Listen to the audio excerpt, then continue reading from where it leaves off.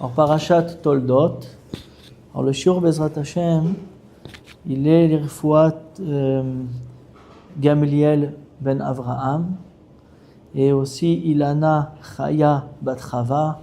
Je vois où il y a l'air l'irfouat shlema, Sruta Torah Kdosha. Alors, dans la paracha, au début de la paracha, on voit que Rivka est tombée enceinte grâce à la tfila de Yitzhak. Et voici que Rivka se plaint de sa grossesse. Elle dit, c'est quoi ça? Elle sent dans son ventre que ça bouge, c'est quelque chose de bizarre qui se passe dans son ventre. Mais la tzadékette, elle dit, Rivka, si c'est comme ça, d'être enceinte, c'est ça, alors pourquoi être enceinte? Et les Mefarshim, ils disent quoi? Une tzadékette comme Rivka, parce qu'elle a mal de la grossesse, alors elle est prête à pas avoir d'enfant à cause de ça. C'est pas possible que c'est ça que Rivka a dit. Donc il faut comprendre de quoi elle s'est plainte, Rivka. Qu'est-ce qui l'a dérangé, Bémet?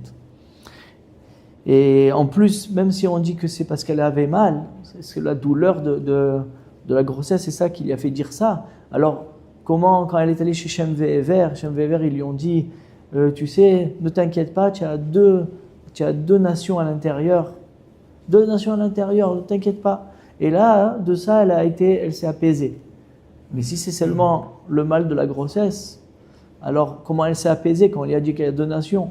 Donc c'est sûr que ça ne doit pas être la douleur de la grossesse qui a fait qu'elle s'est plainte. Il faut comprendre qu'est-ce que la Torah elle veut dire par là. Ça, c'est la première question qu'on veut comprendre. Deuxième question qu'on veut comprendre, on voit que quand Yaakov a tenu le talon de Esav, Ba'akev Esav. Et il faut comprendre qu'est-ce que ça veut dire ça. L'enfant, quand il sort, il a tenu le talon de Esav. Qu'est-ce que la Torah elle veut nous enseigner? Qu'est-ce qui s'est passé? C'est pourquoi Yaakov Mémet, il a tenu le talon d'Esav.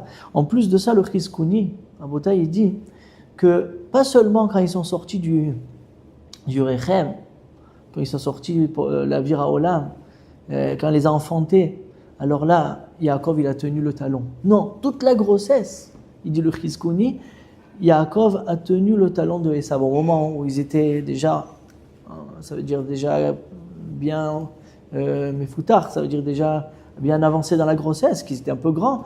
Alors depuis là, Yaakov, il a attrapé le talon d'Esav. Donc on voit que c'est vraiment quelque chose qui doit se faire et de montrer quelque chose. On veut comprendre qu'est-ce que Bémet ça veut dire. Et en plus de ça, Rashi dit que Yaakov, le nom de Yaakov, la Torah elle dit, et le Rashi dit que c'est Hachem qui a appelé Yaakov Yaakov. Comme ça il est marqué dans Rashi. Et pourquoi? Parce qu'il a tenu le talon de Esav. Parce qu'il a tenu le talon de Esav. Quoi, tu appelles le nom d'un enfant parce qu'il a tenu le talon de Esav. Machma que c'est la maout de Yaakov, toute la personne de Yaakov, c'est ça. Donc il faut bien comprendre. En plus de ça, si déjà alors appelle Yaakov Akev. Akev c'est le talon. Pourquoi Yaakov? C'est quoi ce yud qui a été rajouté? Yaakov. C'est pas seulement Akev, c'est Yaakov avec le yud. C'est qu'est-ce que la Torah veut nous dire par là? C'est quoi le inyan? Aussi notre dernière question, on voit que après quand ils ont grandi, et Avraham Avinu il est niftar. Ce même jour-là que Yaakov est venu il est niftar, après Yaakov il a préparé un plat de lentilles.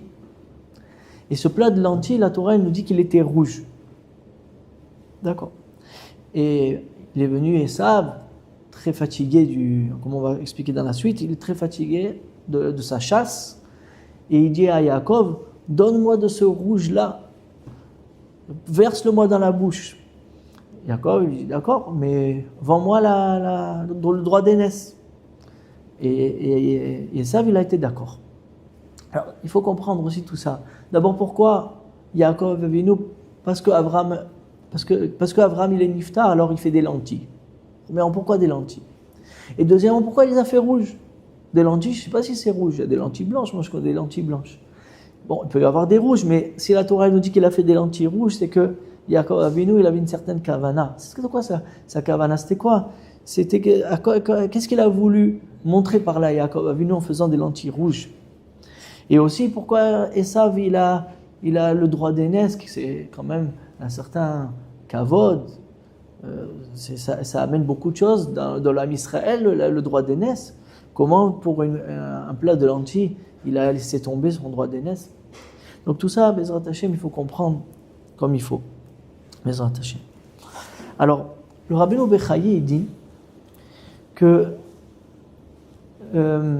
Rivka, ça veut dire sa grossesse, elle était différente de toutes les femmes qu'il a pu avoir jusqu'à aujourd'hui.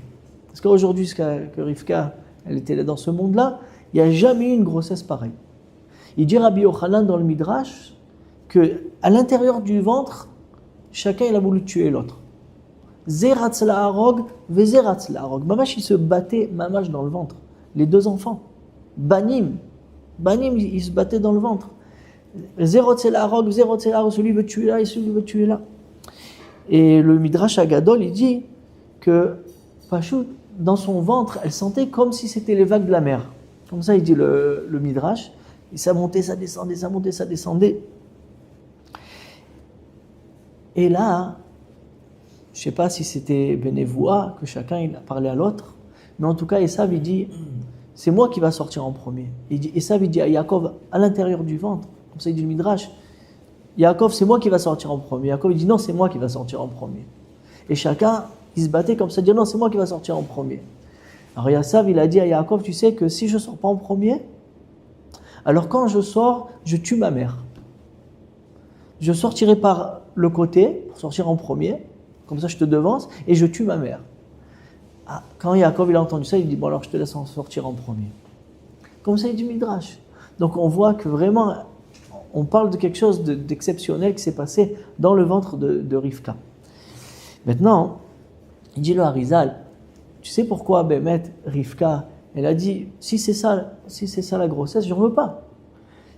Vada, il dit le Harizal, c'était pas à cause que... Alors c'est vrai que ça bougeait dans tous les sens, il voulait tuer les deux à l'intérieur, mais c'est pas la douleur qui a fait qu'elle dise ça. Et là, ce qui a fait qu'elle dise ça, c'est qu'elle a eu peur. Elle savait, Rivka, qu'elle avait deux jumeaux à l'intérieur. Vada, qu'elle avait des jumeaux. Mais elle s'est dit, il y a quelque chose qui va se répéter encore. Qu'est-ce qui va se répéter? Caïn, il a tué Evel, son frère. Ils ne s'entendaient pas les deux. Et à cause de ça, voilà, le monde rebelote. Et vas-y, tout le monde jusqu'à Noir et le Maboul. Tout le monde, il est reparti dans un khurba, dans une destruction. Elle a eu peur, Rivka, que ça se répète chez elle, cette histoire-là. Il va tuer l'autre. Voilà, c'est deux enfants qui vont sortir. Un, il va tuer l'autre, comme Caïn a tué Evel. Et voilà, le tikkun, il ne pourra pas encore sortir dans ce monde. Et elle leur dit, si c'est comme ça, alors la maza anochi, pourquoi j'ai besoin de tenir deux enfants comme ça, qu'après, un il va tuer l'autre, et le tikkun du monde, il ne va pas arriver encore. Parce que ces tzadikim, les avot agdoshim, le tikkun, ça veut dire la réparation du monde, ils dépendaient d'eux. Mais elle, Rivka, elle a vu que, non, si un il tue l'autre, alors ça ne va plus dépendre de moi. Donc, moi j'ai besoin de ça. Et jusqu'à qu'elle est allée chez Shem Ve'ever, Shem Ve'ever, il dit non, t'inquiète pas, Be'emet, il va y avoir deux nations qui vont sortir de toi, et Be'emet, le tikkun ha'olam, la réparation du monde, elle va sortir de ces deux enfants-là. C'est-à-dire, un, il va être metaken l'autre, et c'est de ça que Be'emet, grâce à toi, Rivka, grâce à toi, grâce à ces deux enfants-là qui sont à l'intérieur, le monde, il va arriver à son tikkun, à sa réparation. Donc de ça, elle s'est apaisée. Parce que tout son problème, c'était ça. Et quand Hachem, il lui a dit que t'inquiète pas, ça va se passer, c'est ça qui va se passer. Le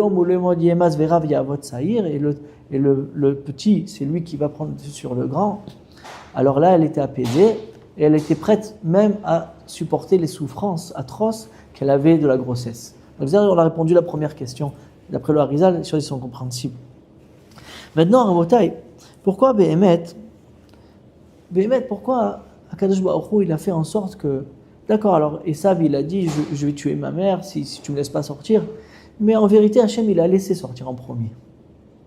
Le Zohar Kadosh, dans Parashat Metzora, il dit, Hachem, il a fait en sorte que Esav, il sorte en premier. Et le Zohar, il va encore plus loin que le Midrash, même, il est cholèque sur le Midrash, il dit que Esav, il n'était pas seulement le premier qui est sorti, il était même la première goutte de semence de Yitzhak, c'était Esav. Alors il y a une marloquette avec le Midrash, mais en tout cas comme ça il dit le Zohar. Et il dit pourquoi comme ça? Il dit parce que Yitzhak, lui, il faisait sa mida à lui, c'était la rigueur. La rigueur, mais la bonne rigueur, la rigueur de amener, montrer la rigueur, la hirat Hashem dans le monde. Mais maintenant, dans la rigueur, il y a plusieurs komotes, il y a plusieurs étapes, il y a plusieurs phases. Et en vérité, quand Yitzhak, il est allé avec Rivka, et la première goutte de sa semence, elle est rentrée dans Rivka, il est rentré en fait la rigueur de Yitzhak à l'intérieur, de Rivka, mais dans cette rigueur, il y a aussi, tout en bas de la rigueur, il y a une certaine... les forces du mal, ils peuvent s'agripper sur ça. C'est le din. Sur le din, les forces du mal, ils peuvent s'agripper. Et en vérité, ce qui s'est passé, c'est qu'ils se sont agrippés complètement sur cette goutte-là. Et cette goutte-là est sortie Esav. C'est pour ça qu'il y a marqué « Kulo ke'aderet se'ar ». Quand il est né, Esav, il était poilu de partout. Kulo, entièrement. Et on sait que le cheveu, ça montre la midatadine. Quelqu'un, il ne faut pas qu'il laisse une touffe de cheveux sur sa tête, il faut qu'il ait les cheveux courts. C'est pas bien d'avoir les cheveux longs. Pourquoi? C'est parce que c'est le djinn, les djinim, c'est les cheveux. Et donc lui, Bémet Esav, il est sorti kulo djinim, tout djinn, de partout, kulo ke'aderet se'ar. Et en fait, la Sitra Acha, elle a pris en prise sur lui, et Mamash, il est devenu on peut dire le prototype des forces du mal. Mamash, il est devenu c'est lui qui menait les forces du mal. Ça, c'est pour comprendre. Maintenant, la deuxième goutte, la deuxième semence de Yitzhak. Alors, comme la première, elle est sortie en rigueur, la deuxième, il dit le Zohar Kadosh, elle était plus Rachamim. Elle était plus Betsuraf avec le Chesed. Et donc, c'est pour ça que c'est sorti Yaakov. Il dit le Harizal, mais c'est toujours comme ça.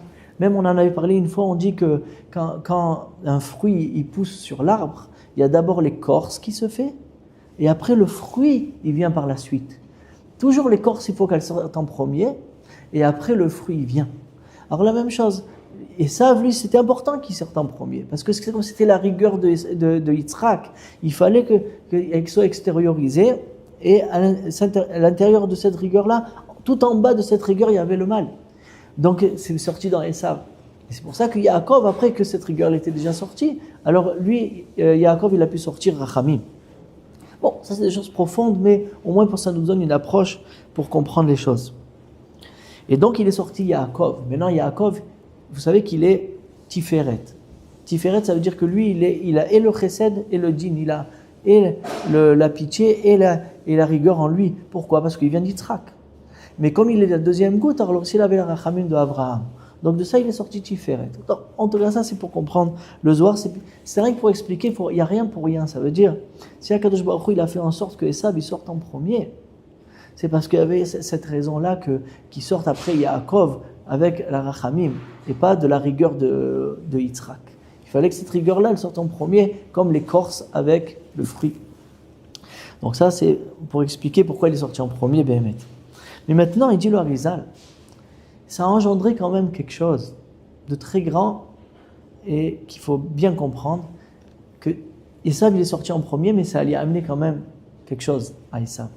C'est que comme il est sorti en premier, et nous, dans le Ham Israël, le premier, il a une grande responsabilité et une importance. C'est le roche, c'est lui qui est en haut, c'est le roche de la mishpacha, c'est la tête de la famille, c'est le Bechor. Donc, Esav, lui, c'est vrai que les forces du mal, ils ont pris en prise sur lui, et il est devenu Ra et Gamré.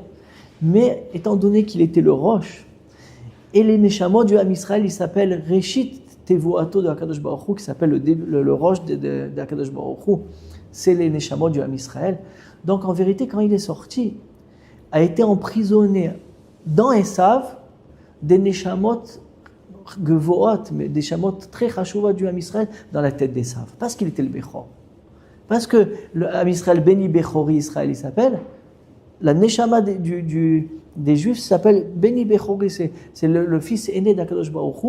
C'est pour ça que lui, comme il est sorti en premier, il a pu capturer en lui Forcément, ils ont pu capturer en eux des neshamot gvoot du Ham Israël. Il dit c'est qui? Il dit le Rizal, Shmaya ve'Aftalion. La neshama de Shmaya ve'Aftalion, c'était des guérim, c'était des convertis. Shmaya ve'Aftalion, la Torah, elle est descendue par eux. Il y a marqué, la Torah, elle est descendue par Moshe, après Yoshua, ça a descendu, et après Shmaya ve'Aftalion, c'est eux qui ont amené, ils ont donné la suite à la Torah. Donc Shmaya ve'Aftalion, des neshamot gvoot de convertis, ils ont été capturés en vérité dans la bouche de Esav. Parce qu'il était le Béchor. Maintenant, ce qui a fait dans ça, c'est qu'ils n'auraient pu jamais sortir. Jamais sortir les Olam, mais on n'aurait jamais eu Shmaya ve'Aftalion et la Torah n'aurait pas eu de suite. Alors c'était ça le travail de Yaakov, de faire sortir le droit d'aînesse de Esav pour pouvoir libérer, dans la suite des générations, libérer ces Neshamot-là qui puissent se convertir et rentrer dans l'homme Israël. Il y avait encore qui? À part Shmaya et Aftalion, il y avait aussi Rabbi Akiva. Rabbi Akiva, c'était aussi une descendance de Guérim. Lui, il n'était pas guerre lui-même, mais sa descendance, ses pères, ils étaient, des convertis. Et aussi Rabbi Meir Balanes. Rabbi Meir Balanes aussi faisait partie des Guérim. Et donc, ces Neshamot, la Gvoot, ils étaient emprisonnés dans la bouche d'Esav. Et ce qu'il fallait faire, c'était que Yaakov, il vienne et il les délivre. Et c'est ça qu'en fait, qu'il a pris la Bechora. Donc, comme la Bechora, le droit d'aînesse, c'est ça qui a fait que Esav, il a pu engranger en lui ces Neshamot, Atsumot, de Shmaya ve'Aftalion, Rabbi Akiva et encore d'autres. Alors, il fallait que Yaakov, il lui prenne ce droit d'aînesse pour avoir la possibilité, dans la suite des générations, que ces Neshamot, ils se sauvent de la bouche d'Esav et ils se convertissent au Ham Israël et ils amènent la Torah dans l'Ham Israël. C'est ça qui se cache ici dans la profondeur des choses. Comme ça, il dit le Harizal. Maintenant, celui qui était le plus adapté à cette mission-là, c'était Yaakov. De faire sortir de Esav ces Neshamot-là, qui se trouvent dans sa bouche. Alors c'était Yaakov, pourquoi? Il dit parce que toute la force, il dit le Harizal, que toute la force des forces du mal, c'est que dans le talon de la Gdusha. Ça veut dire c'est que dans le bas de la Gdusha. Ils ne peuvent pas grimper plus haut que le talon de la Gdusha. Maintenant, le talon en hébreu, on dit Ekev. Ekev, c'est le talon. Si vous prenez la valeur numérique de Ekev, c'est 2 fois le Shem Elohim. Et on sait que le Shem Elohim, c'est la rigueur. Pourquoi 2 fois? Parce qu'il y a la Bina et le Malchut, les deux c'est Elohim. Donc c'est les 2 Gvurot. Donc en vérité comme ça. Eux ils se sont agrippés au talon de la Gdusha.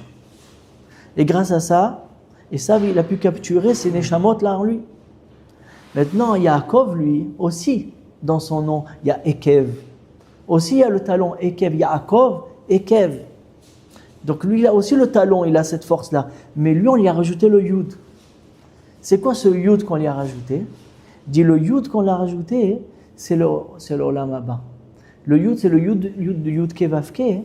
On a rajouté à Yaakov pour qu'il puisse venir et faire sortir le Ekev. Grâce au Yud qu'il a en lui, il aura la force de faire sortir, d'adoucir le Ekev qui est les 2 Elohim et faire sortir les Neshamot qui se trouvent à l'intérieur de la bouche d'Esav. C'est ça le croire. Et après, Bezrat Hashem, dans la suite, on va mieux comprendre ça. Mais pour l'instant, on met les choses en place. C'est pour ça qu'il s'appelle Yaakov. On a demandé au début pourquoi on a rajouté un Yud. Pourquoi il ne s'appelle pas Ekev? Parce qu'il a attrapé le talon de Esav. Il dit, mais c'est ça. En vérité, Yaakov, il a attrapé le talon de Esav pour l'attraper à l'endroit où lui, il a la force. Où il a la force, Esav? Dans le talon de la Gdusha. Et lui, Yaakov, il a attrapé dans son talon, depuis le ventre, depuis à l'intérieur du ventre, pour lui dire, moi je suis Yaakov, moi je peux amener le Yud de la Chochma, du Yud Kevavke, et venir adoucir le Elohim et faire sortir tout ce que tu as pris, tout ce que tu as capturé grâce à ton talon. Moi je le fais sortir. Comme ça, c'est le Mahalach du Inyan, pourquoi il s'appelle Yaakov et pourquoi il l'a attrapé dans le talon, pour l'attraper dans l'endroit où il était fort. Et c'est de là-bas qu'il a pu capturer ce qu'il a capturé.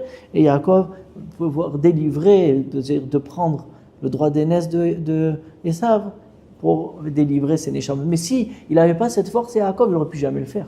Tu es en train de te battre avec les forces du mal, toutes les forces du mal, parce que Esav, il était Kulo Se'ar. Il était Kulo les forces du mal, entièrement. Et ça, il fallait que Yaakov, c'est de la force de Yaakov pour combattre ça.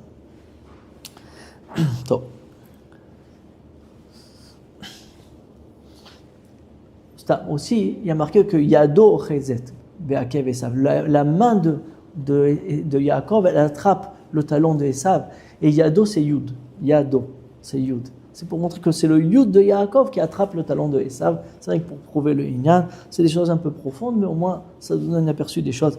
Mais dans la suite, on comprend encore mieux Bezrat Hashem. C'est vrai que la construction des choses, c'est ça. Maintenant, il dit au Rabbi Nathan Mibreslev dans l'écouter à la Chot. Il dit, c'est pas seulement dans la bouche d'Esav, dans la tête de Esav, qui se trouve, c'est vrai, il se trouve dans la tête d'Esav les Neshamot, Gvorot, les Neshamot qui sont de Shmaya Ve'Aftalion, de Rabbi Akiva, de Rabbi Meir. Mais il dit aussi, dans le talon de Esav en bas, tout en bas de Esav, dans les pieds d'Esav se trouvent des autres Neshamot du Ham Israël. Et c'est lesquels? C'est les Neshamot de notre génération d'aujourd'hui. Les Neshamot des générations d'aujourd'hui, ils sont piétinés par les forces du mal. C'est pour ça qu'on voit, aujourd'hui, on a beaucoup de mal de s'approcher d'Hachem. On ne sent pas Akadosh Baruch Hu comme les générations d'avant, tous les Gdolim d'avant, le Gaon de Vilna, le Harizal, et le Rambam et le Ramban. Ils étaient cool, oh là, Kadosh Baruch Hu, parce qu'eux, ils n'étaient pas du talon. Mais nous, les Neshamot d'aujourd'hui, on est Igveta de Meshicha. On est le talon du Zman du Mashiach. Ça veut dire quoi qu'on est le talon? On se trouve dans le talon du Ra. On se trouve dans le talon de Esav. Il nous piétine. Mais ça veut dire quoi ça? Il dit Rabbi Nathan Bresel d'avoir Atsum Varav. Il dit c'est nos Neshamot à nous, les Igveta de Meshicha, qui sont capturés dans les pieds du Ra. Qu'est-ce que ça montre, cette chose-là? Ça montre que on ne sent plus la Avodat Hashem, on ne sent plus quand je fais une mitzvah, bon, je la fais techniquement parce que Hashem il m'a demandé, mais je ne sens pas la simcha que je dois avoir dans la mitzvah. Mais en vérité, tu dois avoir une simcha tsuma quand tu fais une mitzvah, parce que quand tu fais une mitzvah, tu fais monter cette mitzvah à Hashem, et Hashem, il t'envoie une lumière atsum sur toi. Et donc, au même moment que tu fais la mitzvah, tu te retrouves dans le Olam Haba. Comme ça, les Mefarshim, ils disent, quand quelqu'un fait une mitzvah, il est dans le Olam Haba, au même moment-là. Il est dans le Hor d'Hashem, dans la Nitzriut d'Akadosh Baruch Hu. C'est ça que le Yehudi doit sentir. Pourquoi on ne sent pas ça? Parce que nous, on est Igveta de Meshicha, on se trouve dans le talon de Esav. Et ça veut dire quoi, ça? Alors, le Inyan est suivant. Et de ça, grâce à ça, quand on va comprendre ce que je vais dire là, on va comprendre c'est quoi ce qu'il a voulu Yaakov en faisant le plat de lentilles rouge. Alors c'est ça le Inyan, écoutez bien. Yaakov Avinu, voilà, Abraham, il est niftar. Yaakov Avinu, il fait des lentilles. Ils disent, Chazal, dans la Gemara, dans le Midrash, il dit pourquoi il a fait des lentilles? Parce que les lentilles, c'est rond. C'est rond. Et pourquoi il a fait des lentilles? Il a fait cette séouda de lentilles en vérité pour son père Yitzhak. Comme son père Yitzhak, il était en deuil de son père Avraham, il a dit, je vais lui amener un plat de lentilles. Et lentilles, c'est rond. Et alors? Ils disent, Chazal, rond, le rond, ça montre que ce monde-là, c'est un galgal, c'est un cercle. Aujourd'hui, le Ben Adam, il meurt et après, il remonte. C'est vrai, aujourd'hui, le Ben Adam, il est niftar, mais après, il remonte à Triat Hametim. C'est un galgal. Et c'est pour ça que le plat de lentilles, il a de quoi consoler le Havel, le Hevel, celui qui est en deuil. Pourquoi? On lui dit, c'est vrai qu'il est niftar maintenant, mais sache que s'il est niftar maintenant, après, il va remonter, il va revenir à Triat Hametim. Parce que toute la matara de la descente, c'est pour remonter après. Et plus la descente elle est grande, plus la remontée elle est grande. Enfin, on dit, la Triat Hametim elle est chazak. Alors en vérité, c'est ça que Yaakov, il a voulu faire ce plat de lentilles. Maintenant, pourquoi il a fait le plat de lentilles rouges? Ça, c'est moi qui rajoute, c'est pas Rabbi Nathan Breslev. J'ai vu dans Rabbeinu Bechaye, il dit, écoutez bien, essayez de suivre le Mahalach. Comment on dit le rouge? Adam. Adam, Edom. Et d'ailleurs, il s'est appelé comme ça à cause de ça. Le rouge, Rabotai, il montre, Edom c'est la chambre Adama, il dit Rabbeinu Bechaye. Ça montre la terre, ça montre la gashmiout, le matériel. D'accord? Aussi, le rouge, on peut dire, même si ce n'est pas Adama, c'est le rouge c'est le sang. Le sang, c'est la vie, c'est le nefesh abéhémi. Comme ça on l'appelle tout le temps. Le nefesh abéhémi, c'est le nefesh, la vie de l'homme dans son matériel, c'est le sang. Donc le rouge, ça montre la gashmiout. Il est venu Yaakov, il a préparé un plat de lentilles qui est rond. Et il a fait rouge, pourquoi? Il a dit, tu sais, c'est vrai que la gashmiout, toute cette gashmiout que tu vois dans ce monde, qui est rouge, et Adama, elle s'appelle Adama, c'est la terre. Mais toute cette terre-là, tu peux la remonter. Regarde, la plat de lentilles remonte. C'est rond et ça remonte. Toute cette gashmiout, tu peux l'amener à Hashem Yitbarach. Et à la place de dire que le Havel, il va être peiné, c'est vrai qu'il faut qu'il soit peiné. Mais ce n'est pas une peine complète. Parce qu'il sait qu'il y a Triat Hametim. La même chose, ce monde-là, Rabotai, il est matériel. Le matériel, ça se finit, on a parlé là déjà la semaine dernière, c'est quelque chose qui se finit. Et donc ça t'amène à la mélancolie, à la tzvout. Mais si tu comprends que tout ce matériel, tu peux le remonter à la spiritualité, à Kadosh Baruch Hu, alors là tu es simcha. Là, il te vient la simcha. Il y a quelqu'un qui vient de me dire, il me dit que les goïms, ils disent « Oh, la vieillesse, elle sert à rien. » Il dit « Mais oui, parce que pour eux, Béhémet, toute la vieillesse, ils ne peuvent plus faire ce qu'ils veulent faire. Mais là, tout le matériel, il est complètement rabaissé quand il vieillit. Donc pour eux, il n'y a plus de vie, parce que pour eux, la vie, c'est le matériel, sinon on n'a qu'à mourir. Mais nous, les Yehudim, on comprend que tout le matériel, toute la vieillesse, à Kol, on peut ramener à Hashem Yitbarach.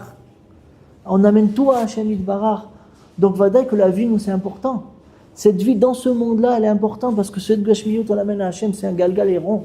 On amène à Hashem. Et pour nous, au lieu que ça soit une peine, c'est une simcha. Parce que j'amène le plus bas des choses, je l'amène à Hashem Yitbarach. C'est ça pour ça qu'il a fait un plat de lentilles rouges.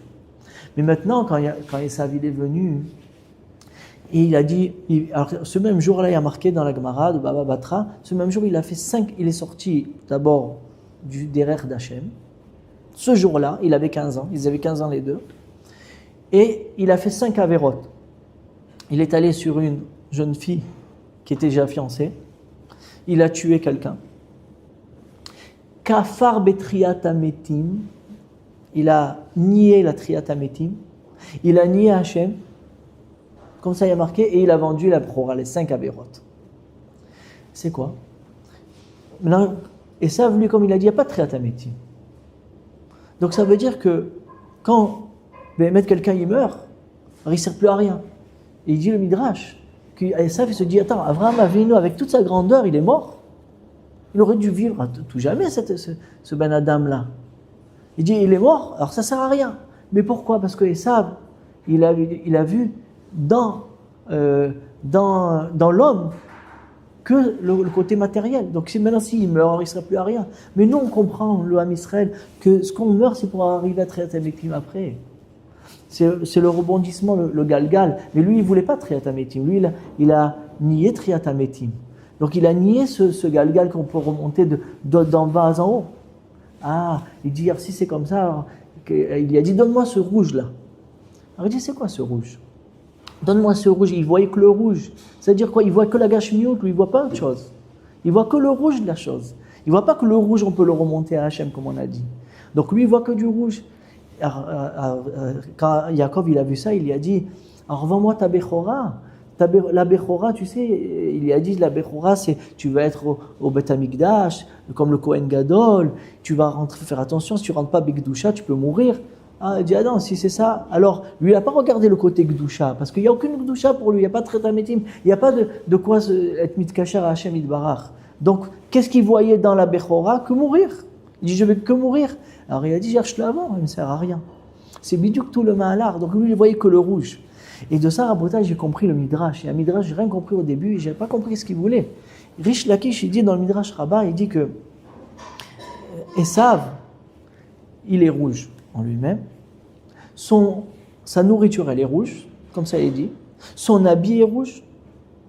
Ses giborim, ils sont rouges. C'est-à-dire, et ses habits, ils sont rouges.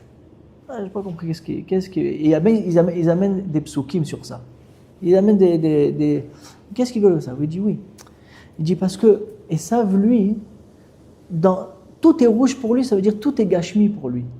Lui, pourquoi il met des habits? Pour le matériel, il ne le montre pas à Hachem. Le Ham Israël, quand il met des habits, nous on dit, le Talmid Chacham, il ne faut pas qu'il ait une tache sur son habit. Parce que ton habit, c'est chachouv. C'est ton kavod. Quand j'arrive à la tefila, il faut mettre des habits. Quand Shabbat, on met des beaux habits. Le Kohen Gadol, il mettait des habits spéciaux pour arriver devant Hachem Yitbarach. Nous, chez nous, l'habit, il y a une spiritualité. Mais pour Esav, l'habit n'a pas de spiritualité, c'est que de la matérialité.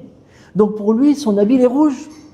Et on a dit que le rouge, c'est le matériel. Donc pour lui, et c'est Adama, c'est la terre pour lui. Donc lui, son habit, il est rouge. Sa nourriture, elle est pourquoi? Nous, à Israël, on mange. On se nourrit pour les Seudot Shabbat, on fait les mitzvot, on se nourrit pour avoir des forces pour étudier la Torah, pour faire la tefila. Nous, on a une matara, et les tzadikim, ils mangent pour enlever les nitzotzot, amener les nitzotzot à Hachem Yitbarach, amener tout à Hachem. Donc nous, notre nourriture, même notre nourriture, elle est spirituelle, alors que lui, sa nourriture, elle est rouge. Puis rouge, il voit dans la nourriture que de quoi se nourrir et se goinfrer. C'est ce qu'il voit, il ne voit pas plus que ça. Et donc on a dit l'habit, ça, et on a dit, et sa personne, elle est rouge, parce que lui, il est tout gashmi. Pour lui, après qu'il va mourir, il va être perdu à tout jamais. Donc il faut que dans ce monde, il kiffe. Il fasse tous les profits qu'il peut avoir, parce qu'après, il n'y a rien d'après lui. Il a été offert Betriatametim. Donc c'est pour ça que sa personne, elle est rouge aussi. Et sa force aussi. Nous, à Israël, on dit, la force, elle ne sert à rien. C'est que Hachem qui donne la force. Même si quelqu'un, il est costaud, ça ne veut rien dire. C'est Hachem qui donne la force. Alors que lui, ses giborim, ils étaient rouges. La force, elle était rouge. Pourquoi? Parce qu'il ne voit que la force dans ça. Il ne voit pas Sheker Asus Litchoa. Donc c'est ça qu'il nous dit le Midrash. Il dit, lui, il était Kulo Adam, Kulo Gashmiut. Il ne voyait pas de suite. Il ne voyait pas qu'on pouvait être mis de kacher. Maintenant, je reviens à ce qu'il a dit Rabbi Natan Breslev, d'après ça, à Zenifla Rabotai. Le Neshamot d'aujourd'hui, on est piétiné, on est dans le talon de Esav, Igveta de Meshicha. Et donc, il nous enlève, en fait, le Ham Israël, ils ne sont plus la Tova des mitzvot comme avant. Et c'est ça qu'il faut faire, il faut être Yaakov, parce que Yaakov, lui, il est, le Yud de Yaakov, c'est le Olam Haba, et le Ekev, c'est le bas, tout le bas de la Gashmiut, c'est Ekev, Yaakov. Nous, on est Yaakov. Il faut qu'on apprenne à être mitlev, être besimcha des mitzvot, pour remonter du talon de Esav jusqu'à la tête. Oh, c'est pour ça qu'Israël s'appelle l'Irosh. C'est les mêmes otiotes que l'Irosh. On peut remonter à la tête. Et c'est ça toute la matara que cette paracha veut nous apprendre. Il ne faut pas être Esav. Et nous, on est capturés dans Esav. Tous les goïms, ils nous montrent. Qu'est-ce qu'ils nous montrent? Une belle voiture, une belle maison. Ils montrent que de la gashmiut. C'est ça qu'ils proposent. Et ils créent des choses encore et encore, du matériel. Et ça montre que ce monde, c'est l'Ikar, c'est l'essentiel. Mais nous, en Israël, on sait que ce monde, c'est qu'un kéli, c'est qu'un ustensile pour se servir de ça, pour arriver au Olam Haba d'Hachem. Mais quand tu comprends ça, alors même la mitzvah, tu comprends quand tu l'as fait, c'est pour se rapprocher d'Hachem Yitbarach, tu le simcha. Donc on n'est plus dans le talon d'Hachem, on remonte à la roche, on remonte en haut. Et c'est ça que Yaakov il a fait. Il a fait sortir des pieds de Esav et montrer au Ham Israël c'est quoi. Il a fait Nezid Adashim, c'est un galgal pour arriver à Triatametim, pour arriver au Olam Haba. Et chaque chose, il faut le voir de cette façon. Même le rouge, qui est la Gashmiot, il faut le remonter à Hachem. C'est ça tout le malheur du Inyan. Alors venons, on répond toutes les questions de Hachem avec tout ce qu'on a dit. On a dit, Rivka, quand elle s'est plainte sur la douleur, et parce qu'elle avait de la douleur de sa grossesse, alors elle ne voulait pas d'enfant, dit non, Vadaï, on a dit que, comme il a dit le Harizal, elle avait peur que se reproduise encore ce qui s'est passé avec Caïn et Evel, et que le tikkun encore, il va pas se faire grâce à ces enfants-là qu'elle a en elle. Et c'est ça que Shem, il a dit, non, t'inquiète pas, il va sortir deux nations, et mettre Yaakov, il va amener au tikkun, il va prendre de Esav toutes les Neshamot qui sont capturées dans Esav, et il va amener tout à Kadosh Baruch Hu, toute la gashmiut de ce monde et toutes les Neshamot qui sont capturées en eux, il va les ramener à Hashem Yitbarach. Donc, va dire que le monde il va arriver au Tikkun grâce à toi. Donc, elle s'est apaisée. Après, on a demandé pourquoi Yaakov il a attrapé le talon de Esav. Il dit oui, parce que dans le talon, c'est ça la force de Esav. Dans le talon, c'est la force du rat. C'est la force du rat.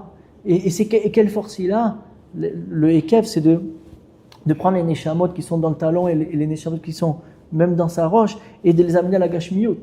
Maintenant, lui, Yaakov, avec son Yud qui s'appelle Yaakov, il a attrapé le talon de Esav. Il a remonté toutes ces Neshamot parce que pour leur montrer qu'il faut arriver au Olam Haba. Toute cette Gashmiyut, c'est pour le Olam Haba. Donc, il nous sauve de ce Esav-là. C'est ça que quand il a attrapé dans le talon, c'est pour ça que Yaakov, il s'appelle Yaakov. Pour montrer que le Yud de Yaakov, il rentre dans le Ekev de Esav. Il s'appelle Yaakov, il fait tout remonter au Olam Haba d'Hashem Yitbarach, et c'est que de la simcha chez nous, tout. Même quelqu'un qui a des isurim, un goy, lui, qui a des isurim, ça veut dire il a des tsarot, il a des souffrances. Pour lui, la souffrance, c'est une souffrance qui sert à rien. Pourquoi je souffre? Oui, ben je souffre. Alors, il est que Atsuv, ça veut dire quoi Atsuv? Il est que peiné de ça. Mais nous, l'homme Israël, on sait que si j'ai une souffrance, c'est comme ça, Hachem, il m'épure de mes fautes et il m'amène au Olam Haba. Pourquoi? Parce que moi, je sais qu'il y a l'Olam Haba. Donc moi, ce monde-ci, avec tout ce qu'il y a avec, c'est que de la simcha chez moi, il dit Rabbi Nathan Mibreslev. Shem Rabbi Nachman. Alors que le goy, lui, c'est que tout ce monde, c'est que de la mélancolie, que de la peine, que des souffrances, que de la... Donc, il y a rien, et tout se finit chez eux. Alors que nous, tout ce qu'on fait, c'est pour arriver au Olam Haba. Tout, c'est que de la simcha. C'est ça que Yaakov, il a fait en attrapant le talon de Esav pour dire non, le Olam Haba, c'est moi. Et ce talon, je l'amène à Hachem. Je remonte tout à Hachem. Après, on a demandé pourquoi il a fait un plat de lentilles. Ah oui, parce que le lentilles, c'est justement, c'est rond pour montrer que c'est un galgal. C'est vrai qu'il est niftar, le niftar, mais il n'est pas fini. Il va remonter à Tretametim. Et tout ce qu'il a fait dans sa vie, ce niftar, là, tout ce qu'il a fait dans sa vie, ça va remonter à Tretametim. Il n'y a rien qui est perdu. Il s'est que rapproché du Olam Haba, c'est tout. Et pourquoi il a fait rouge? Pour montrer que même la Gashmiyut qui est rouge, qui est Adama, qui est Adom, alors on peut tout remonter à Hachem Yitbarach. Donc c'est ça la matana que Hachem nous a donné à nous, à l'âme Israël, que ce monde-ci, c'est une simcha pour nous. Parce que tout a un sens. Tout est mekouchar à Kadosh Baruch Hu, alors que les goïm, eux, c'est Esav, ils vont tous à la perte. Et c'est pour ça qu'elle a dit la Mali Bechora, qu'est-ce que j'ai besoin de la Bechora, qu'est-ce que j'ai besoin de la spiritualité? Parce que pour lui, la spiritualité, elle n'a aucun sens, ça t'amène à rien. Donc c'est ça la différence entre Esav et Yaakov. Shabbat Shalom.